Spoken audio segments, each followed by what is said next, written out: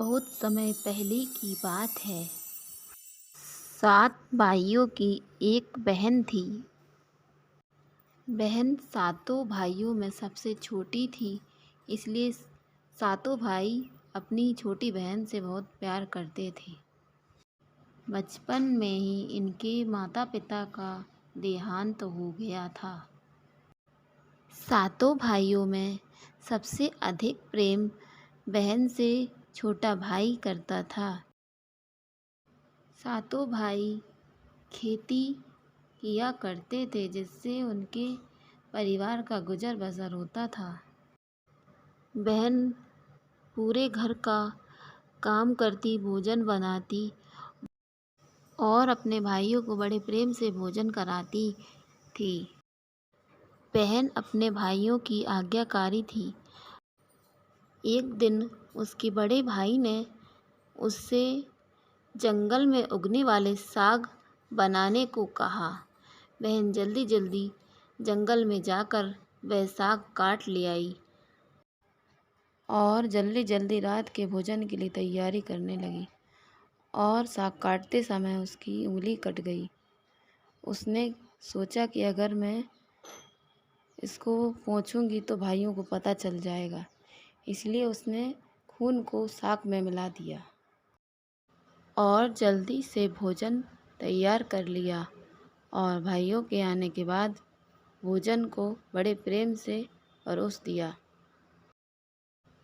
भाइयों ने साग को खाने के बाद उसकी बहुत तारीफ की। भाइयों के मन से साग का स्वाद जा ही नहीं रहा था, इसीलिए उन्होंने बहन को बुलाकर पूछा कि उसने साग में ऐसा क्या डाला था कि वह इतना स्वादिष्ट। भाइयों के कहने पर उसने एक बार और साग बनाया, लेकिन भाइयों को वह स्वाद वैसा नहीं लगा। भाइयों के बार बार पूछने पर बहन ने बताया कि उस दिन साग में उसकी उंगली का खून मिल गया था, इसीलिए साग का स्वाद बदल गया।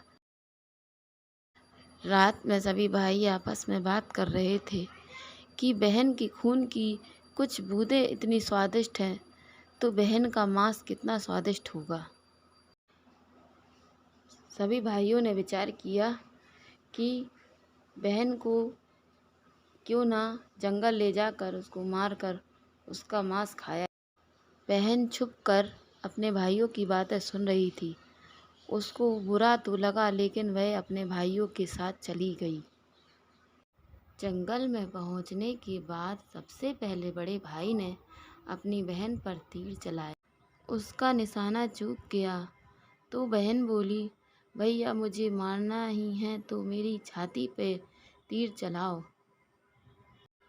फिर एक एक कर सभी भाइयों ने बहन पर तीर चलाए, लेकिन किसी का भी तीर बहन की सीने में नहीं लगा। अब छोटे भाई की बारी आ गई।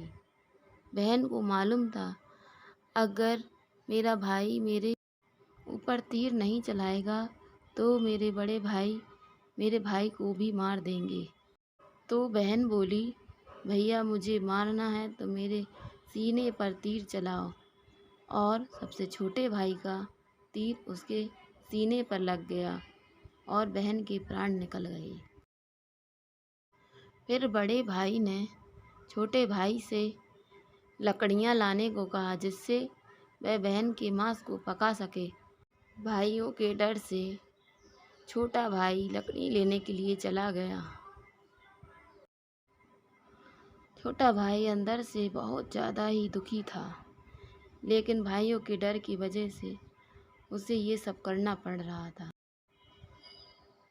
फिर वह पानी लेने के लिए नदी पर गया और पानी के साथ साथ कुछ मछली और केकड़े भी ले गया, ताकि उसे बहन का मांस ना खाने पड़े।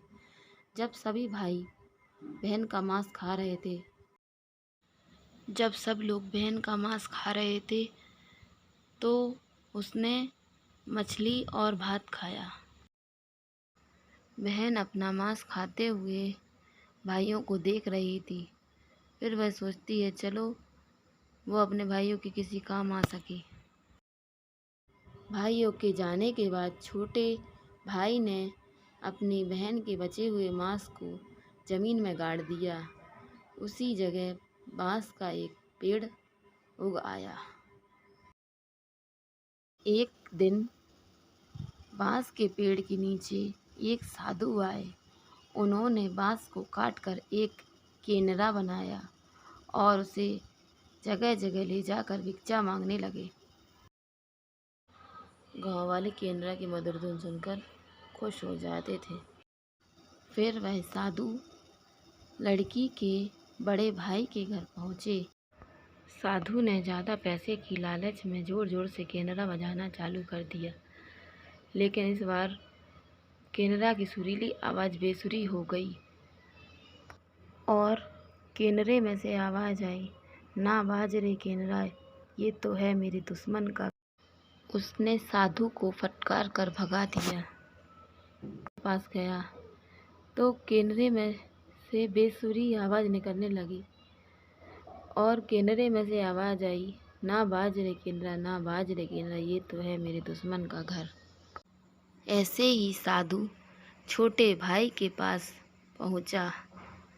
जैसे ही उसने केनरे की सुरीली और मधुर आवाज़ सुनी तो उसे अपनी छोटी बहन की याद आ गई और उसकी आंखों में से आंसू गिरने लगे। उसने साधु से पूछा कि आपको ये केनरा कहाँ से मिला। तब साधु ने सारी बातें बता दी। तो इससे खुश होकर उस लड़के ने साधु को ढेर सारा धन दिया और बदले में वो केनरा भी उससे ले लिया। भाई ने केनरे को अपने सराने रख लिया। जब वह किसी काम से बाहर जाता है और बाद में जब आकर देखता है तो उसका कमरा एकदम साफ सुथरा होता है, हर चीज़ व्यवस्थित होती है। वह यह सब देखकर चौंक जाता है। फिर वह सोचता है कि शायद ये मेरी आंखों का ही धोखा है। फिर वह बाहर जाता है और जब वापस आता है तो देखता है कि घर में फिर से साफ सुथरा है। फिर वह सोचता है कि शायद मेरी भाभी ने यह साफ सफाई की होगी और वह अपने भाभी से जाकर इस बारे में बात करता है। तो भाभी कहती है कि ये सब साफ सफाई मैंने नहीं की है। एक दिन उसने छुप कर देखा तो एक लड़की सुंदर सी उसके घर की सफाई कर रही थी। फिर जब उसने ध्यान से देखा तो वह उसकी छोटी बहन थी।